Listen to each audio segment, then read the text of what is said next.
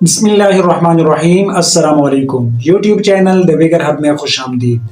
سردیوں کے موسم میں عموماً ہاتھوں اور پیروں کی انگلیاں سرخ ہو جاتی ہیں، متورم ہو جاتی ہے، سوج جاتی ہیں اور بہت سخت قسم کی خارش آنے لگتی ہے۔ سردیوں کے موسم کو انجوائے کرنا تو درکنار، سردیوں سے خوف آنے لگتا ہے۔ اگر آپ کا بھی یہی مسئلہ ہے تو آپ کو چل بلنس کی شکایت ہے۔ سردیوں کے موسم میں عموماً ہاتھوں اور پیروں کی انگلیاں سخت متورم ہو جاتی ہیں، بہت سخت قسم کی خارش آنے لگتی ہیں۔ اس کی وجوہات کیا ہیں، اس کا علاج کیا ہے اور اس سے ہم خود کو اور اپنے پیاروں کو اس مسئلے سے کیسے بچا سکتے ہیں، آج کی ویڈیو میں ہم بات کریں گے ان سب چیزوں پر۔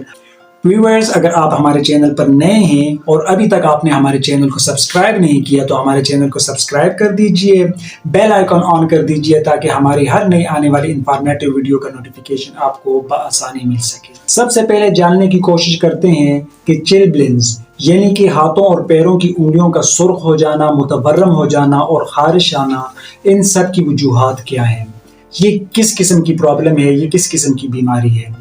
تو یہ جس طرح کی ایک بیماری ہوتی ہے فراسٹ بائٹ، سردیوں کی ایک بیماری ہے، وہ زیادہ کمپلیکیٹڈ ہے۔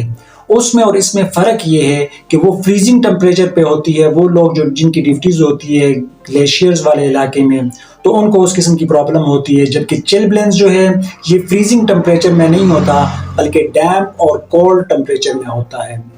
ہوتا کیا ہے کہ ہمارے ہاتھوں اور پیروں کی جو انگلیاں ہوتی ہیں وہاں پہ اینڈ آرٹریز ہوتی ہیں، یعنی چھوٹی چھوٹی خون کی نالیاں ہوتی ہیں جو ٹمپریچر سینسٹیو ہوتی ہیں۔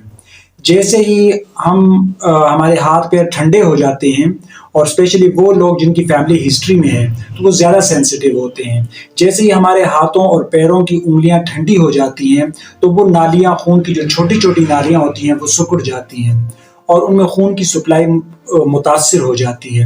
نتیجہ کیا ہوتا ہے کہ آرٹریز جو ہے وہ سکڑ جاتی ہیں، متورم ہو جاتی ہیں، ان کے اندر سوجن پیدا ہو جاتی ہے۔ اب یہ سوجن جو پیدا ہو رہی ہوتی ہے، یہ جو وہاں پہ ٹیشوز ہوتے ہیں ان کا جو فلوئڈ ہوتا ہے وہ باہر آنے لگ جاتا ہے، وہ باہر آ جاتا ہے۔ اس کے بعد انفلیمیٹری چینجز ہوتی ہیں جس کی وجہ سے سوجن اور خارش آنا جو ہے وہ شروع ہو جاتا ہے۔ تو یہ کچھ اس قسم کی بیماری ہوتی ہے کہ اگر اس کا علاج نہ بھی کرایا جائے تو یہ سیلف لیمٹنگ کہلاتی ہے، یعنی یہ خود بخود 2 سے 3 ہفتوں میں ٹھیک بھی ہو جاتی ہے۔ چل بلنس عموماً 2 سے 3 ہفتوں میں ٹھیک ہو جاتی ہے، لیکن بعض اوقات یہ بہت تکلیف دہ ہوتی ہے، بہت زیادہ درد ہوتا ہے۔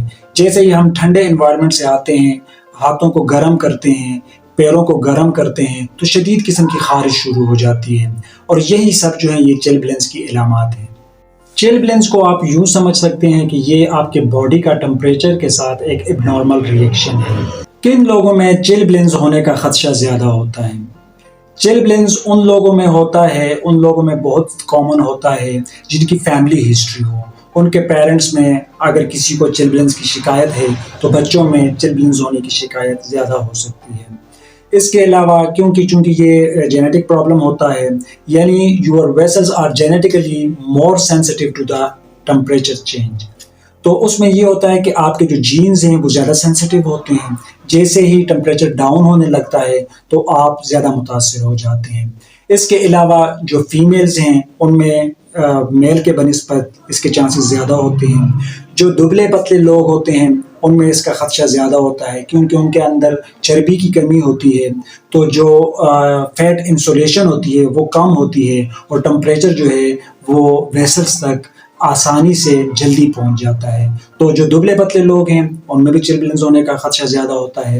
اس کے علاوہ وہ لوگ جو آؤٹ ڈور آکوپیشن رکھتے ہیں، جن کا پیشہ ایسا ہے کہ وہ باہر جا کے کام کرتے ہیں، تو چونکہ وہاں وہ اپنے آپ کو فلی کور نہیں رکھ سکتے، باہر کا ٹمپریچر ڈاؤن ہوتا ہے، جس کی وجہ سے چل بلنس ہونے کا خدشہ زیادہ ہوتا ہے۔ اب جاننے کی کوشش کرتے ہیں کہ ہم چل بلنس سے اپنے آپ کو، اپنے بچوں کو، اپنے فیملی ممبرز کو کس طرح بچا سکتے ہیں۔ تو سب سے پہلے جو ہے اکثر ڈرماٹولوجسٹ کہتے ہیں کہ ہماری جو سکن ہے یہ ہمیں پروٹیکٹ کرتی ہے، ہماری سکن ہمیں بہت ساری جلدی امراض سے بچاتی ہے۔ تو سب سے پہلے ہم نے اپنی سکن کو اسٹرانگ رکھنا ہے، اپنی سکن کو مضبوط رکھنا ہے۔ ہماری سکن جب خشک ہو جاتی ہے تو اس کے اوپر کسی بھی ٹمپریچر کا یا کسی بھی چیز کا ریئیکشن جو ہے اتنا ہی زیادہ اسٹرانگ ہوتا ہے۔ تو ہمیں اپنی جلد کو خشک نہیں ہونے دینا، ہر وقت ہماری جلد جو ہے موئسچرائز ہونی چاہیے۔ موئسچرائزر لوشن اویلیبل ہے مارکیٹ میں، وہ ہم استعمال کر سکتے ہیں۔ نارملی کامنلی جو چیز اویلیبل ہوتی ہے جس طرح کہ پیٹرولیم جیلی، اس کا استعمال ہو سکتا ہے۔ ہم جب بھی واش کریں، اپنے ہاتھوں اور پیروں کو دھوئیں، تو اس کے بعد ہمیں فوراً ہی اپنے ہاتھوں پیروں کو موئسچرائز کر لینا چاہیے۔ ہمیں اپنی پوری باڈی کو گرم رکھنا ہے۔ اگر اچانک سے جو ٹمپریچر چینج ہوتا ہے، اس سے چل بلنس کا خدشہ بڑھ جاتا ہے۔ اگر ہمارے ہاتھ پیر ٹھنڈے ہیں اور ہم نے فوراً ہی آگ کے آگے یا ہیٹر کے آگے کر دیے، تو یہ بالکل ٹھیک نہیں ہے۔ ہمیں کیا کرنا ہے کہ ہمیں گریجولی اپنے ہاتھوں اور پیروں کو گرم کرنا ہے، اور گرم کر کے پھر یہ جو ٹمپریچر ہے، یہ جو گرمی ہے ہاتھوں پیروں کی، اس کو مینٹین رکھنا ہے لمبے عرصے تک۔ ہمیں ساکس پہننے ہیں، ہمیں گلوز پہننے ہیں، باہر نکلنے سے پہلے ہمیں پورے باڈی کو ہمیں ڈھانپنا چاہیے۔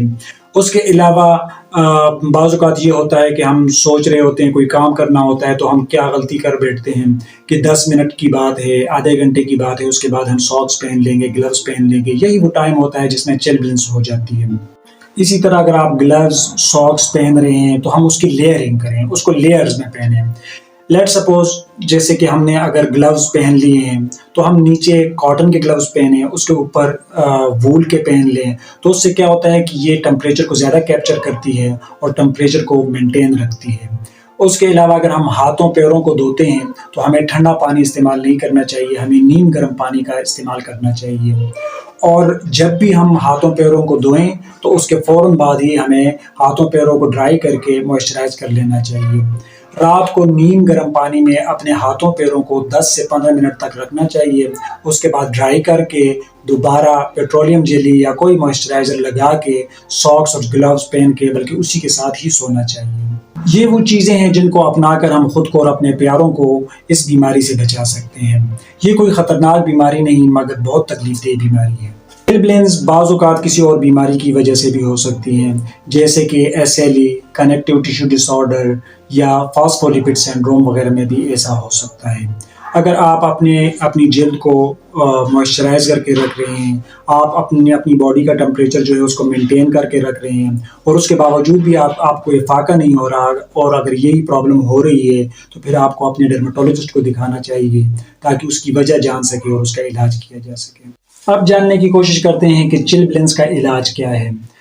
چل بلنس کی علاج کی ضرورت اکثر اوقات نہیں پڑتی، یہ 2 سے 3 ہفتوں میں خود بخود ہی ٹھیک ہو جاتے ہیں۔